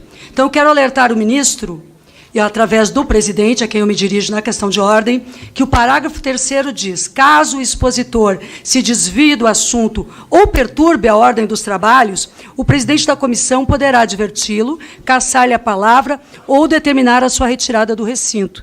E eu quero dizer a Vossa Excelência que, do meu ponto de vista, ainda que o presidente julgue a questão de ordem de forma diferente, toda vez que o senhor faz provocações desqualificadas a esse plenário, está desrespeitando o parlamento, como essa própria PEC o faz, na medida em que a emenda constitucional que o senhor trouxe não dá poderes ao parlamento. Depois, se vier a ser aprovada, todos os projetos de modificação serão por lei complementar de origem do Poder Executivo. Então, cria um poder de agenda absoluto do Poder Executivo e desrespeita profundamente os mandatos eleitos aqui. Portanto, Vossa Excelência, que já desrespeita o Parlamento com alterações constitucionais que visam concentrar totalmente o poder, monopolizar o poder nas suas mãos e do presidente da República, que não tem apreço pela democracia, Vossa Excelência está desrespeitando quando cita de forma desrespeitosa todo o tempo bombas e explosões. Deputada. Deputada Maria do Rosário. A questão, nós resguardaremos o artigo 256, parágrafo 3º. No entanto, o ministro não deu guarida à questão do parágrafo 3º. Então, microfone, deputado. Deputado, microfone. Parece que Vossa Excelência está muito orientado ideologicamente pelas posições de Flávio Bolsonaro, que ontem decidiu explodir. Deputada, com a devida vênia, Vossa Excelência está desviando da questão de ordem. Deputado José Guimarães com a palavra. Responda a questão de ordem, presidente. Já respondi, deputada. Nós daremos total guarida à questão do parágrafo 3º do artigo 256. No entanto, em minha visão e na visão acho que de grande parte do plenário, o ministro não entrou em nenhuma questão que concerne a esse dispositivo regimental. Então, passo a palavra. É uma decisão minha. Deputado José Guimarães com a palavra.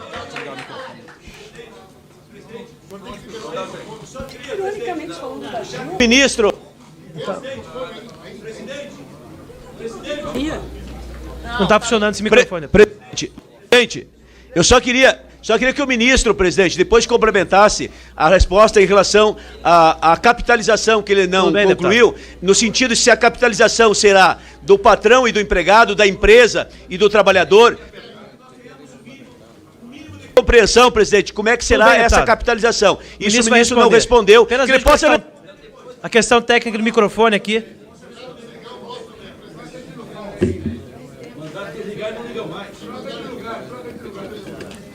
Tem um microfone aqui, deputado.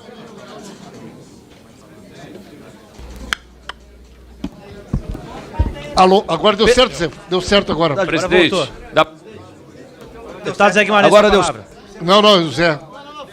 Foi o presidente Rodrigo Maia que Olha meu tempo aí, presidente. Olha meu tempo, hein?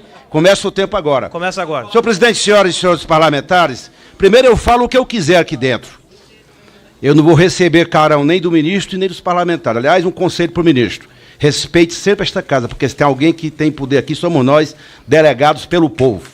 Fomos todos eleitos aqui pelo povo. Independente de ser PSL, PT, PMDB, enfim.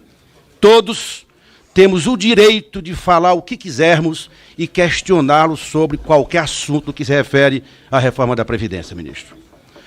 Segundo lugar, Vossa Excelência, eu vou tocar num ponto principal antes de entrar no meu roteiro. Vossa Excelência ensinou aí que A aposentadoria rural, hoje o governo paga 9 milhões e só tem registro no IBGE, talvez isso tenha sido dito pelo Rogério Marinho, que é o especialista em reforma trabalhista e pagou um preço muito alto na última eleição, né? Que tem 3 milhões de fraudes. Objetivamente isso, tem 3 milhões de fraudes. Ministro, a aposentadoria, a pessoa se aposenta, a mulher e o homem, eles moram nas pequenas cidades, é de quem não conhece a realidade do Brasil. Isso é o Nordeste brasileiro. As pessoas se aposentam na zona rural, no distrito, e vai morar na cidade. Não faça esse tipo de acusação contra essa gente, esse homem e essa mulher rural que sustenta a economia das pequenas cidades, ministro. As cidades, por conta da crise fiscal do país, é sustentada pelas finanças dessas aposentadorias, dos programas criados pelo Lula, mantido pela Dilma. E a aposentadoria rural, não diga essa asneira, porque Vossa Excelência está sendo desumano e desconhecedor da realidade do Nordeste brasileiro. Aliás, do seu Rio Grande do Norte, Rogério Marinho. Deputado Assis Peronge, por favor, deputado, presidente, respeita aqui. Deputados, mantenham a tranquilidade. Respeite. Deputado Assis, aliás, por favor. Por favor, deputado. Por favor, deputado, eu vou ter que restituir o tempo ao deputado Zé Guimarães. Deputado Assis, por favor. Deputado Zé Guimarães, a palavra está assegurada a Vossa Excelência. Pela restituir esse pequeno espaço de tempo em que foi tirada a palavra. Senhor presidente, recompõe o tempo do que foi interrompido. Eu respeito, viu, a opinião de Vossas Excelências todas.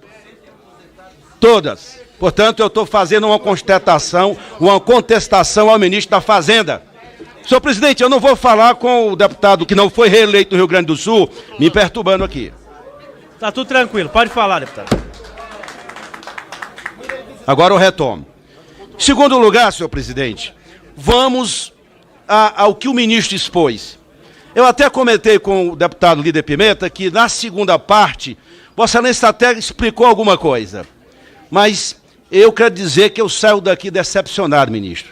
E digo para Vossa Excelência, para Vossa Senhoria, eu já fui líder de governo, líder do PT, líder de oposição, líder de minoria, tudo aqui. Mas eu não esperava que viesse o ministro da Fazenda aqui, fizesse uma fala de 25 minutos e não expusesse nenhum argumento que sustente a aprovação dessa PEC por este parlamento. Na primeira fala.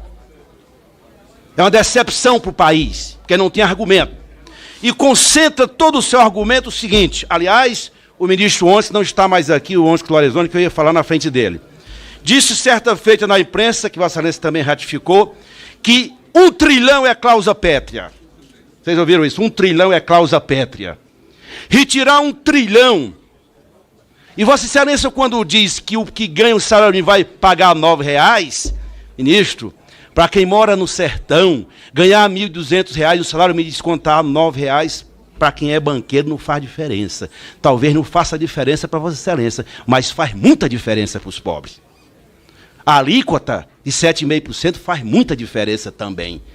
Portanto, essa concepção que Vossa Excelência quer que a Câmara aprove é uma concepção que desconstitui o sistema de proteção social. É bem verdade que o FHC, eu me dirijo aos deputados do PSDB, o FHC e o Lula fizeram a reforma da Previdência. Mas, diferentemente do governo de Vossa Excelência, que só fala em velha política, não fizeram respeitando a Constituição. E o que quer Vossa Excelência com essa reforma, eu queria perguntar a Vossa Excelência, por que desconstitucionalizar tudo e remeter tudo para a lei complementar? É para facilitar a aprovação, não ter mais quórum os 308 votos, ou por qual razão Vossa Excelência quer tirar, o governo quer tirar dos constituintes, aliás, dos parlamentares que somos reformadores, e dar para o Executivo o poder totalitário de reformar ou não, ou mandar o projeto de lei complementar. Terceira questão importante que Vossa Excelência fala, atribui o sucesso ou não do emparedamento fiscal que Vossa Excelência quer levar ao país, a implantação do regime de capitalização. Ora, aliás, o presidente da Câmara, eu quero cumprimentar, que está aqui, sábado já conversamos sobre isso, o seguinte, hoje o regime de repartição sustenta o sistema de proteção social, governo, empregador e empregado. E Vossa Excelência quer que a gente diga o seguinte: vamos aprovar a capitalização porque nem o governo e nem os empresários vão mais contribuir. Só quem vai contribuir é o coitado da pessoa que algum dia possa ter o direito de aposentadoria, o salário para se aposentar. E dá demais, quem vai gerir o sistema é o banco privado. E nessa matéria, Vossa Excelência conhece bem, porque é um dos fundadores do BTG Pactual. É um dos 4 fundadores. Né? E Vossa Excelência quer levar 1 trilhão para lá, tirar dos pobres? E sem dizer que cálculo é esse? Quem vai pagar a transição, como disse o deputado Alencar? Quem vai pagar, quem vai sustentar a transição? Não diz. Ora, porque os entrantes... Eu concluo, senhor presidente. Eu concluo, senhor presidente. Vai ter que alguém bancar. As pessoas, os indivíduos, vão ser jogados à sua própria sorte nesse modelo de capitalização que Vossa Excelência foi um dos mentores no Chile e que faliu. O Chile hoje... Para concluir. O Chile hoje é o país, uma legião de idosos pobres, o país que mais comete suicídio. E Vossa Excelência quer criar a legião de idosos pobres no Brasil. Deputado Gil Cotrim com a palavra. Agora foi o... Pronto. Senhor presidente Felipe Francischini, presidente Rodrigo Maia, senhor ministro Paulo Guedes, secretário Rogério Marinho, colegas parlamentares, deputados e deputadas, imprensa. Na realidade, nós chegamos a essa audiência pública, eu particularmente, sem entender muitas coisas que estava escrito no texto da tal famosa nova reforma da Previdência. E saio com uma convicção, em primeiro lugar, pelo fato de não ter nenhuma resposta concreta no que está sendo questionado pelos nobres parlamentares. Várias perguntas já foram feitas, talvez seria aqui redundante em perguntar. Parabenizo o deputado Eduardo Brade com a sua nobre colocação que fez, era um dos questionamentos meu, mas eu fiz um breve rascunho e pergunto ao nobre ministro: a PEC 0619, nitidamente, levanta consideração tão somente ao aspecto econômico da Previdência Social e da assistência social. Em função disso, estabelece regras que seguramente dificultarão o acesso à aposentadoria de milhões de brasileiros. Por exemplo, aumento do tempo mínimo de contribuição. O Ministério da Economia já elaborou algum estudo no sentido de verificar o impacto das novas regras para os pequenos municípios? Exemplo, muitos municípios, como foi dito pelo colega que aqui me antecedeu, vivem das pensões. São essas pensões que geralmente façam com que a economia daquele pequeno município gire. Será que o nobre ministro pode explicar a esta comissão e ao povo brasileiro se há algum estudo desse impacto que irá sofrer os pequenos municípios brasileiros, principalmente os do Nordeste, principalmente, sobretudo, do meu estado do Maranhão? Deputado Luiz Flávio Gomes com a palavra.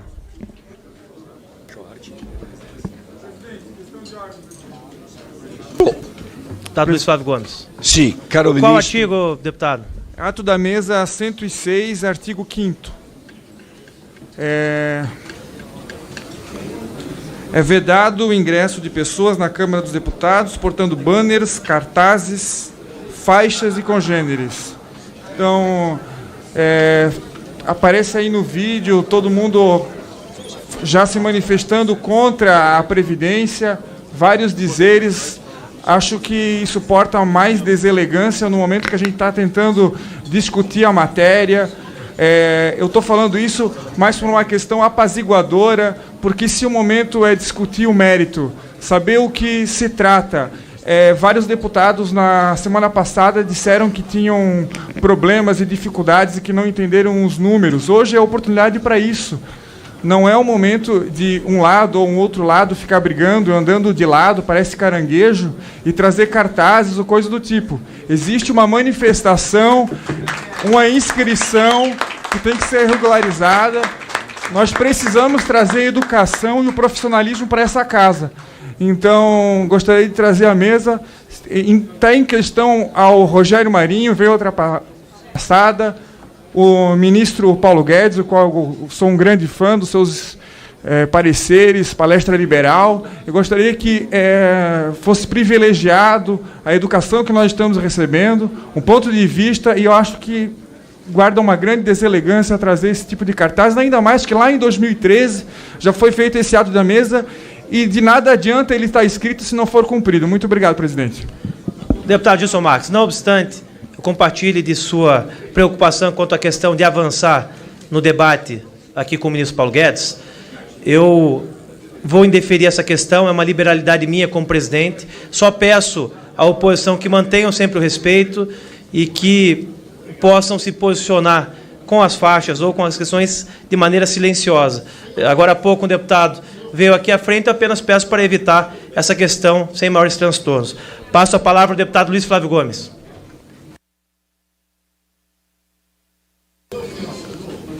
Ministro, cerca de 50 países fizeram reformas previdenciárias nos últimos 30, 20 anos.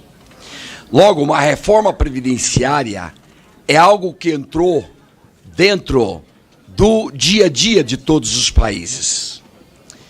Porém, houve um problema de articulação nesta reforma, e essa articulação política deficitária gerou e agravou vários problemas dentro da reforma. Nós precisamos também de reforma, isto é coisa comum, coisa corriqueira nos países. Hoje nós vivemos muito mais e é justo que, se é uma entidade, nós hoje trabalhamos mais, é justo que se faça ajustes na questão de idade e trabalho. Sobre isso não há dúvida, a reforma nós temos que fazer alguma reforma. Porém, essa desarticulação gerou um imenso prejuízo, porque no vácuo, poder não deixa vácuo. No vácuo alguém assume. E olha aqui, o que é que se assumiu como discurso? Pobres serão os mais prejudicados. E aí entrou o tema BPC e os trabalhadores rurais. Portanto, é preciso que o governo dê uma explicação convincente ou elimine logo essas coisas que estão atrapalhando o andamento aqui na casa, o andamento. Por gentileza, está ligado? Que prejudica o andamento. Agora, mas este problema foi o menor, senhor ministro. O problema mais grave foi o erro de estratégia. Senhor ministro, como é que se propõe uma reforma da Previdência que nós precisamos fazer? Vai o justo, vamos buscar o justo, vamos buscar o correto. Alguma coisa tem que se ajustar. Estou de acordo. Porém, como é que se faz isso dizendo que vai combater privilégios, que também é correta, a premissa é correta. Porém, combater privilegiados não é combater quem está no 8º ou 9º andar, é combater quem está na cobertura. E na cobertura tem gente podre de rica que não paga o INSS.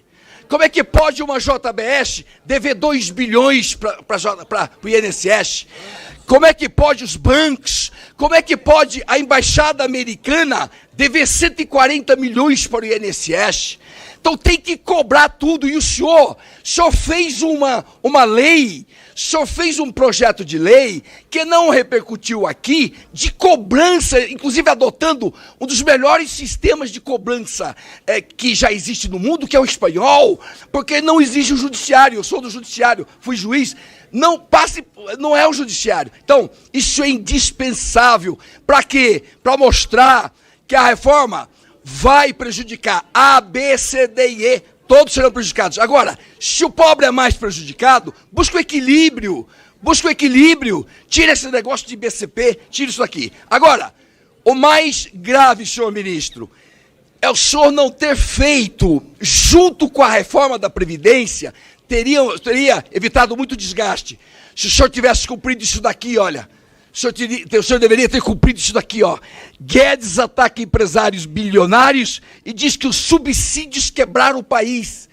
As renúncias fiscais e as isenções fiscais, muito acima da média da OCDE, que é 2%, quebraram o Brasil. Quebraram o Brasil. E gente bilionária que levou essa grana. Levou e leva. Então, levou e leva. Muitos bilionários aí levam. Então, é preciso que o senhor dê vida para essa sua ideia muito boa, porque nós só estamos gastando, somando com estados e municípios, 6% do PIB. O senhor mencionou 4% porque mencionou 1. 6% do PIB. Se a média mundial é 2%, como é que nós gastamos 6%? É gente bilionária que está levando a grana, está dividindo a pizza de maneira desigual. Tem que ter igualdade na divisão da pizza. Além disso, nós temos sonegação fiscal, 500 bilhões por ano. Nós temos informalidade, 1 trilhão por ano, vai embora. Nós temos aqui paraísos fiscais, 100 bilhões nos paraísos fiscais. Vou pegar essa grana. Tem gente aí levando tudo embora. E cite, como última observação, senhor ministro, pegar os privilegiados, eu pago 11%. 10 segundos. 11%. É justo que se eleve para 13%, 14%. Vamos discutir o que é justo. Mas cuidado, 22%, jurisprudência do Supremo não permite, diz que é Deputado, que fica como final. 10 segundos, por favor. Peço... Capitalização, senhor ministro. O problema é o seguinte, quem garante que o dinheiro vai ser devolvido? Porque já em consórcios ninguém cumpre, vai embora, fecha e deixa o povo... Deputada Thalíria Petroni com a palavra.